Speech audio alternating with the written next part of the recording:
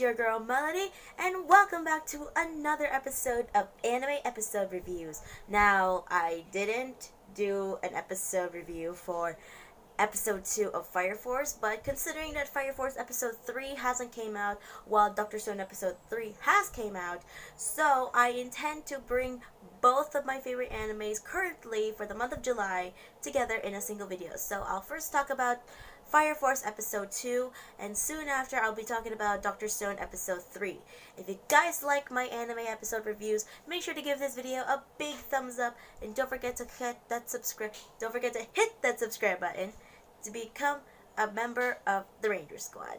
And don't forget to comment down below of what kind of anime suggestions or recommendations you guys have within the minds of yours, so I can just watch them for you guys. So I can even do an episode review for that one as well, even though it has been done multiple times, but I just wanted to say my own opinion for it. So first off, let's talk about Fire Force right here. So episode 2 just came out like last Saturday, along with Dr. Stone episode 2, which I did discuss about last Saturday.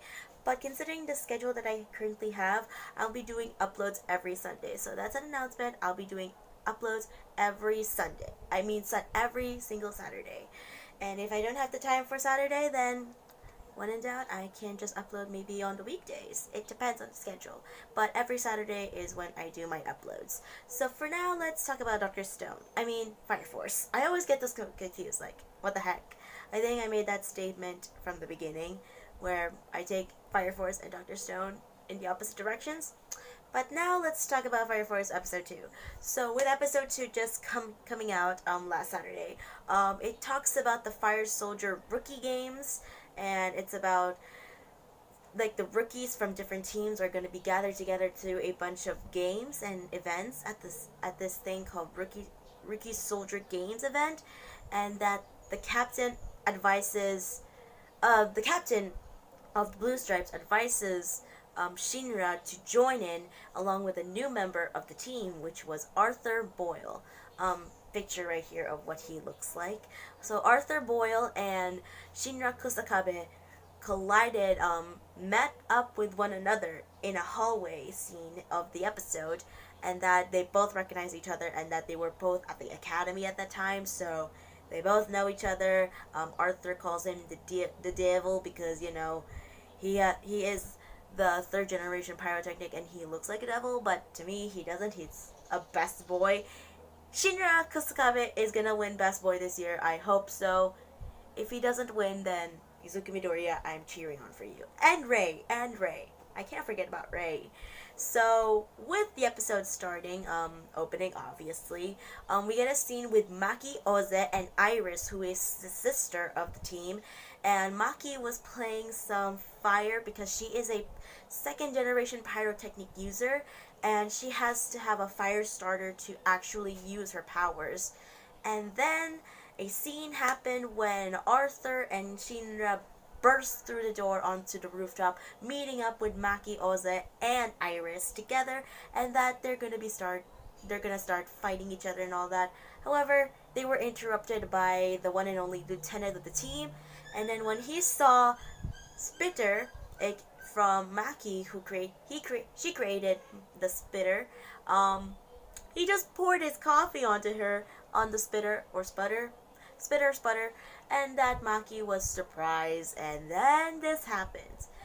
Fire soldiers do not play with fire. And to be considerate, it could be, yes, it is true that fire soldiers couldn't play with fire, but considering Maki was having so much fun playing with the fire starter sputter she has, and then the do not cross tape crosses over the picnic table that she and Iris were sitting on, and I didn't know the lieutenant was that overprotective and so serious and so strict when it comes to his comrades playing with the fire and all that.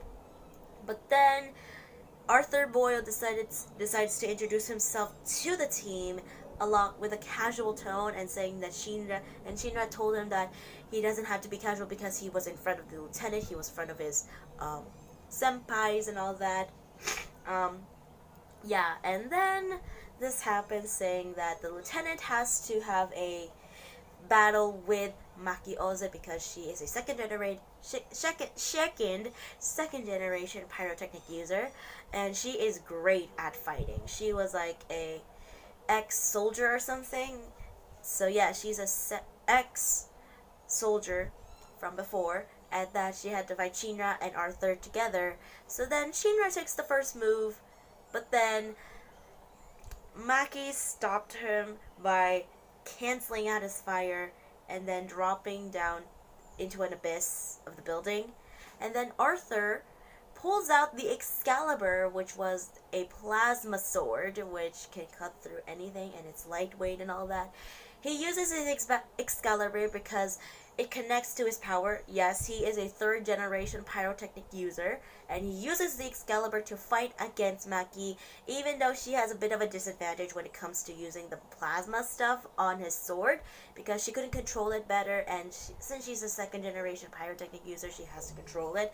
And with that, they had to mention the witch. They had to mention the witch of the team, and that Maki gets really, really angry. No, not the witch, I meant the ogre. She looks like an ogre, but then that really triggers her to become filled with rage, and that she collects all of the fire coming from Shinra and Arthur's plasma sword, and that she created the biggest creature, the biggest sputter of all, Bobo. I think that's what it's called. Bobo. That's also a name of an anime. I can tell. I know this. I know this coming from the anime, man. So she calls it Bobo, and that Shinra and Arthur stopped fighting her. They had to surrender them. They had to surrender themselves in front of Maki, and then the lieutenant. How cruel of the lieutenant! He just took a fire extinguisher or something and burns the big sputter out. And Maki was so sad about it, and she was calling out to his name, Bo, and that she was so sad about it, and Iris just like, okay, what has happened to you, Maki-san? So then afterwards, Shinra and Arthur go to a ramen shop within the area with the captain and enjoy a bowl of ramen there. And then when they, Arthur was being so casual about it, and Shinra was like, okay, thinking to himself, like, what makes the captain really angry? What makes him angry? And with that, after that one scene in the anime, this showed the weaponry stuff, where Shinra was testing out a weapon called a battle axe. It was also a handgun, and it was a battle axe, so it's like a combination of both. It's like the bow sword and the gun blade coming from Final Fantasy 13 and 13-2 with Sarah Farron and Lightning Farron. I'm just getting too many references. But it's a battle axe and a gun. And then there was a combustion breach within the area, and then it was in the neighborhood, and then the captain gave Shinra the battle axe slash the shotgun thing, and that he told him and Arthur to keep their weapons in their coats so that they won't get, identified or something, that they're gonna murder the combustion. And then they arrive at the house and saying that their daughter was like so sad and cradled, saying that, Mom, Dad, why? Like, she's gonna be next, and she's thinking to herself she's gonna be next to combust. And then, out of nowhere, even though with the captain's warning and reminder, Shinra and Arthur decided to take out their weapons, and then the captain pulled them aside from the group and saying that, boom, easy, saying that we are not killing the combustions, we're trying to save them, we're trying to say their prayers and all that jazz. So yeah, and with that being said, they decided to walk into the house seeing the father combusted, and he was sitting there chilling in his chair at the dining table.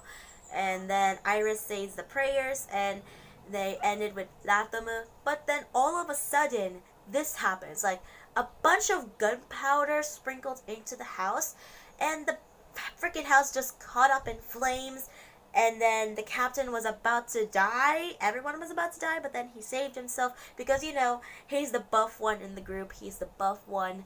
And with that being said, the captain was really disappointed and really wanted to save the people that were around him and wanted to protect the people that he needed to save because of the combustions and the infernos that have been happening within the area.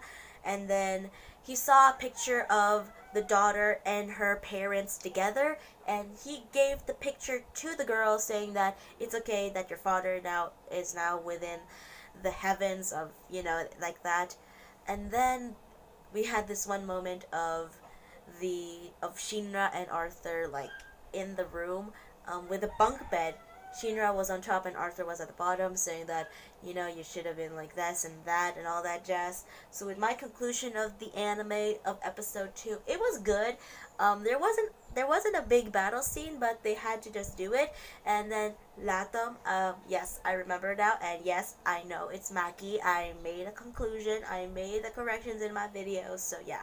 So this video is really getting long. It's like, okay, I had to cut this up. So this video is going to be split into 2 parts. The first one is this one I'm currently recording, and then I'll be soon talking about Dr. Stone episode 3, considering that episode 3 of Fire Force hasn't came out yet, so I'm going to talk about Dr. Stone episode 3 in the next part. But thank you all so much for watching this episode of Anime Episode Reviews Part 1. If you guys enjoy this video, make sure to give this video a big thumbs up. Don't forget, what the fudge?